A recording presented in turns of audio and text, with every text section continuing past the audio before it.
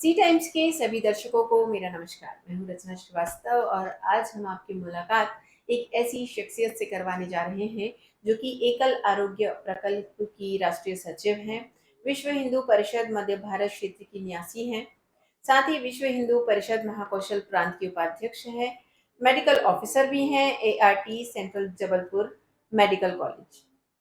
तो आइए बातचीत का सिलसिला शुरू करते हैं। बहुत बहुत शुक्रिया आपका हमारे स्टूडियो में आने के लिए। सबसे पहला सवाल मेरा यही है आपसे कि एआरटी है क्या? क्योंकि मैं एक चिकित्सक हूँ, एआरटी का संबंध चिकित्सा से है। इसका अर्थ है एंटी रेट्रोवायरल थेरेपी। ओके। और ये हम एड्स के एचआईवी पेशेंट्स जो होते हैं उनको हम देते हैं। जी। एकल आरोग्य प्रकल्प क्या है? ये किस प्रकार से काम करता है? आपने एकल अभियान के बारे में सुना होगा। जी। उसमें जो विभिन्न कार्य होते हैं उसमें से एकल आरोग्य प्रकल्प का आरोग्य से संबंधित प्रिवेंटिव हेल्थ का काम है। जी। पर ये काम मुख्य रूप से ग्रामीण क्षेत्र में ही होता है। अम, एकल आरोग्य योजना ग्रामीण संगठन है। जो हमारा नगर संगठन है वो है आरोग्य फाउंडेशन ऑफ इंडिया। और हम दोनों कोलैबोरेशन में काम करते हैं ग्रामीण क्षेत्रों को सेवाएं देने के लिए। ओके। आपके इस योजना में आरोग्य सेविकाएं हैं, तो जी। ये कौन होती हैं? उनका चयन किस आधार पे करते हैं? आप जानते हैं कि ग्रामीण क्षेत्र में महिलाओं को काम के ऐसे अवसर नहीं मिलते।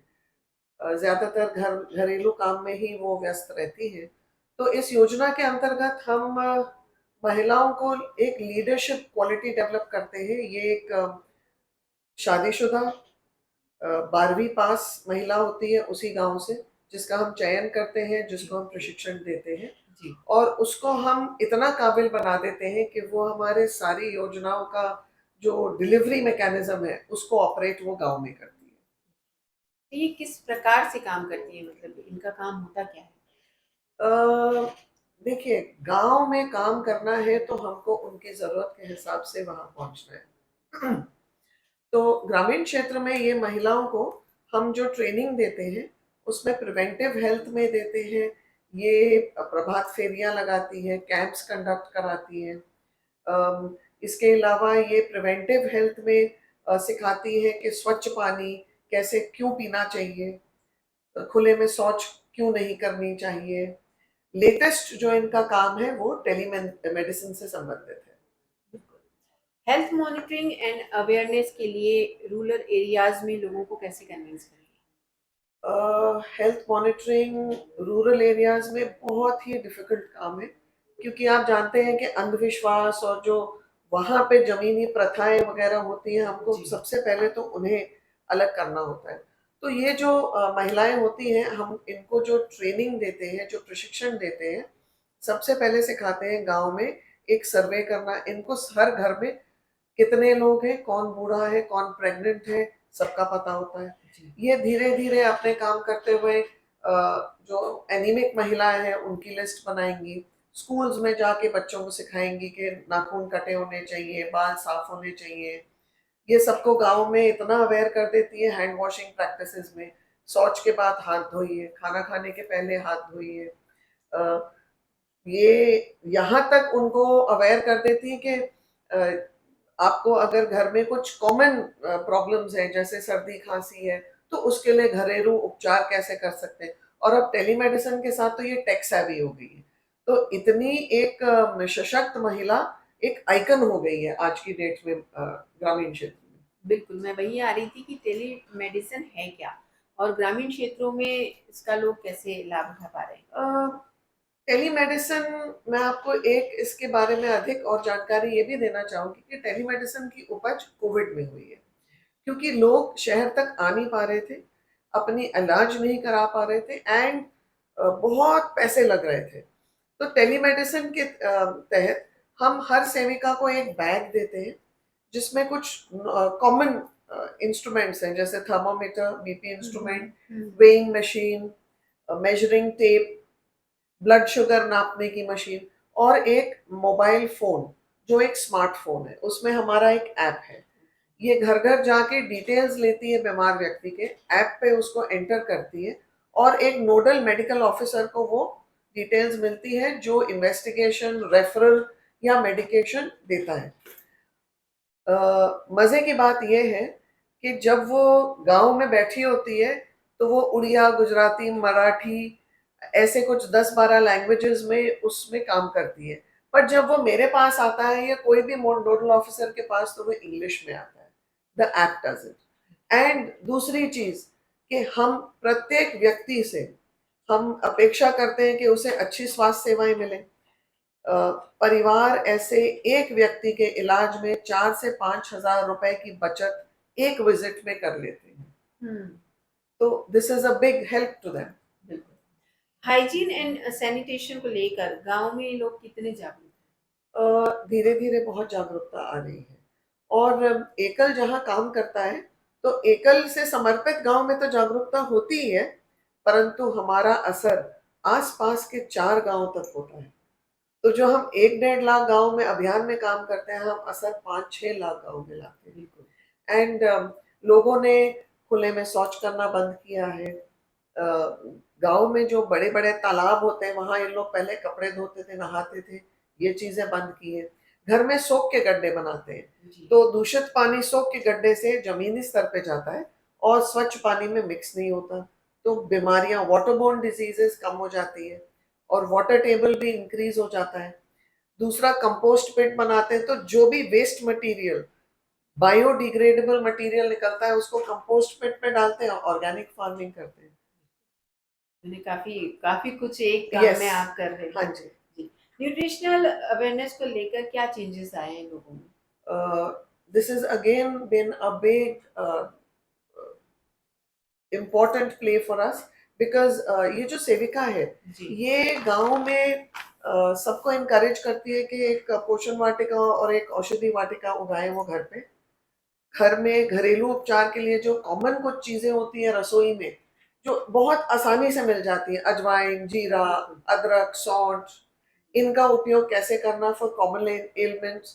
तो एक गांव की महिला को पता है कि यदि उसके घर में एक गर्भवती महिला है तो उसे वो पपीता देगी, केला देगी, गुड़ चना देगी। जी। मतलब वो प्रोटीन, मिनरल्स, आयरन, सब कुछ एक बैलेंस तरीके से कैसे देना है, इन सब से वो already, she is a knowledgeable person. तो ये जो है एक नॉलेज की क्रांति है, वो वहां फैला देती है, सबको मालूम होता है। और एक महिला को पता है यानी पूरे परिवार की यस, हेल्थ अपने आप। यस, मेरा मानना है कि जो महिला होती है she is the son of the family. SUN, SUN इसलिए बोलती हूँ क्योंकि वही एक ऊर्जा का स्रोत है। बिल्कुल, बहुत सही कहा आपने। आप 2 तरह से काम करती हैं, एक तो एनवायरमेंटल और दूसरा प्रिवेंटिव जी। हेल्थ को लेकर। तो इसके बारे में कुछ बताइए? इन्वायरमेंटल का तो बहुत साफ है। मैंने कहा हम लोगों को डिस्करेज करते हैं ओपन एयर डिफिकेशन, खुले में शौच नहीं करना, जी, जी, तालाबों को गंदा नहीं करना। जी। आप जो भी वेस्ट मटेरियल है उसका उपयोग आप फार्मिंग में करिए। आप जो पानी का वेस्ट सप्लाई है उसको आप सोख के गड्ढे बनाइए। आप ग्राउंड वाटर लेवल को भी रिप्लेनिश कर रही हैं और आप अपने स्वास्थ्य के लिए भी आप जागरूक हो रहे हैं। और रही बात प्रिवेंटिव हेल्थ में, जब हम ये मेजर्स लेते हैं, जब गांव में खुला पानी नहीं रुका हुआ होता तो मच्छर नहीं बढ़ते, तो मलेरिया, चिकनगुनिया, ये सब बीमारियां कम हो जाती है, टाइफाइड और जॉन्डिस कम हो जाता है। जब हम इनको हाथ धोना सिखाते हैं तो अपने आप कितनी चीजों पे हम नियंत्रित कर लेते हैं। हम इनको जब प्रिवेंटिव मेडिसिन में काम करते हैं तो ये जो सेविकाएं हैं ये कैंसर अवेयरनेस पे और डी एडिक्शन पे भी काम करती हैं। तो तंबाकू नहीं खाना, बीड़ी और इन सब चीजों का सेवन नहीं करना, तो बहुत फर्क पड़ता है। जी, बिल्कुल। अभी हाल ही में जून में हरिद्वार में C20 इंटरनेशनल कॉन्फ्रेंस हुई थी, वो किस विषय को लेकर? जी, ये G20 की एक इंटरनेशनल कॉन्फ्रेंस थी। C20 एक कैटेगरी है। सो दिस इज इसका जो शीर्ष था वो ये था कि building resilient societies and inclusive societies. तो रेजिलिएंट का मतलब ये होता है कि वो एक कम्युनिटी जो जिस भी प्रकार की सिचुएशन हो, एडवर्स कंडीशन हो, उसमें वो अपने विकल्प पैदा करती है आगे निकलने के लिए। और इंक्लूसिव सोसाइटीज का मतलब ये होता है कि जो लोग रह जाते हैं, जिनसे हम सोचते हैं कि हम इनका उपयोग नहीं कर सकते।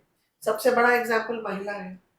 आज अगर मैं कहीं सर्वे करने जाऊं और मैं सुबह 10-11 बजे किसी के घर के बाहर जाके डोरबेल बजाऊं, तो मैं पूछूं कि घर पे कौन है, मुझे कुछ पूछना है, तो वो जो महिला दरवाजा खोलती है वो बोलती है घर पे कोई नहीं है। और प्रश्न ये उठता है तो दरवाजा किसने खोला? She is not inclusive. तो मेरा जो मुद्दा था इस कॉन्फ्रेंस में था कि महिलाएं सक्षम है, सशक्त महिला, स्वावलंबी महिला, वो अपने पैरों पे खड़े होके अपनी आमदनी का स्रोत खुद पैदा कर सकती है। बिल्कुल, बहुत अच्छी पहल है ये। और इस कॉन्फ्रेंस का कंक्लूजन क्या निकला? देखिए, बहुत सारे अलग अलग विषयों पर चर्चा हुई है। मैं अपने विषय पे बात करूं तो कंक्लूजन में ये मुझसे बाद में जब मैं जबलपुर आ गई तो मुझसे ये मांगा गया कि आपके जो ऑर्गेनाइजेशन काम कर रही है एकल आरोग्य प्रकल्प, उसके अंतर्गत आप क्या काम कर रहे हैं, उनका कुछ विस्तार से जानकारी। दूसरी जानकारी थी कि हम ये एग्जाम्पल को G20 कंट्रीज में, आप जानते हैं G20 का अर्थ है 20 कंट्रीज है, उसमें France, Saudi Arabia, India, Bhutan, अनेकों देश हैं। तो इन 20 देशों में ऐसे विकल्प हम कैसे लागू कर सकते हैं और कहाँ। और तीसरा जो कैटेगरी थी जिसमें मुझसे सुझाव पूछे गए, तो इंडियन सिनारियो में, हमारे भारतीय दृष्टिकोण से हम कहाँ पे इसका उपयोग कर सकते हैं। तो यहाँ इंडियन सिनारियो में तो देखिए, बहुत इंटीरियर के क्षेत्रों में सरकारी योजनाएं नहीं पहुंचती, एकल पहुंचता है। बहुत इंटीरियर के एरियाज में ग्रामीण क्षेत्र का व्यक्ति, वनवासी क्षेत्रों का व्यक्ति सरकारी योजनाओं का लाभ नहीं ले सकता। एकल उनको जोड़ने का काम करता है, एक सेतु बनता है। बहुत सुदूर इलाकों में जहां महिलाओं को कोई व्यवसाय नहीं मिलता, उनको कोई आमदनी का स्रोत नहीं मिलता, एकल ने उनको प्लेटफॉर्म दिया है। टेलीमेडिसिन द्वारा वो स्वावलंबी बन रही है।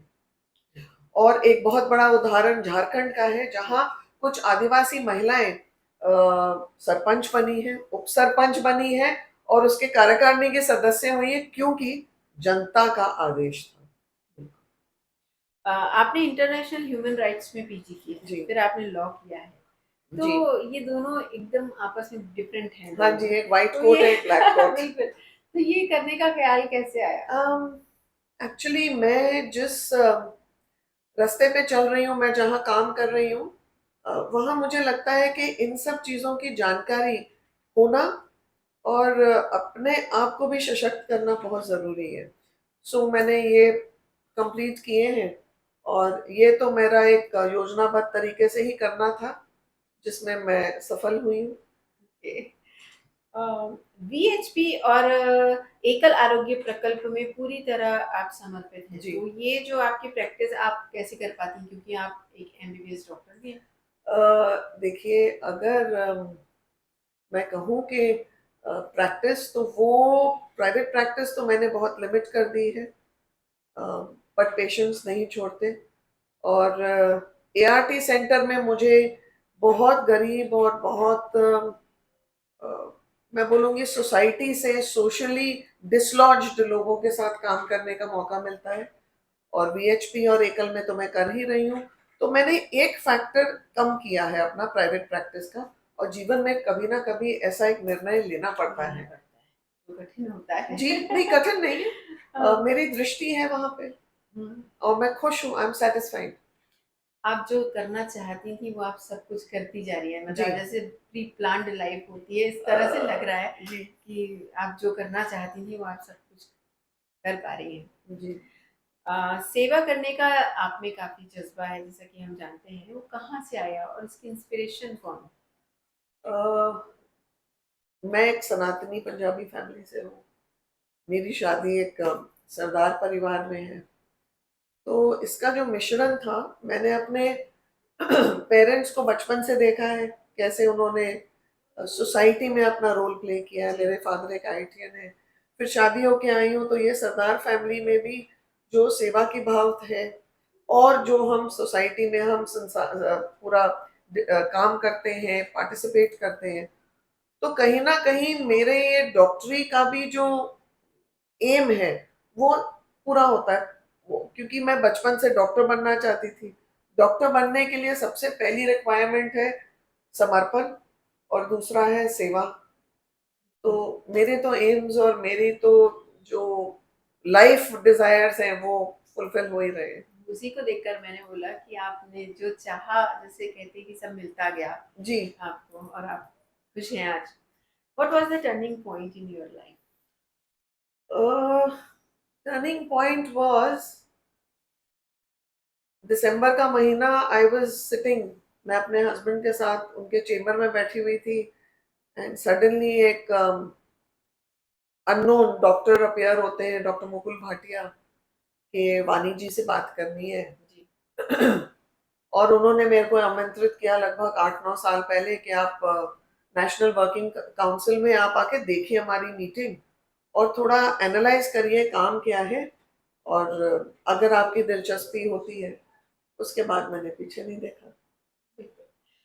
इतनी व्यस्तता के चलते फैमिली के लिए टाइम निकालना कितना मुश्किल है?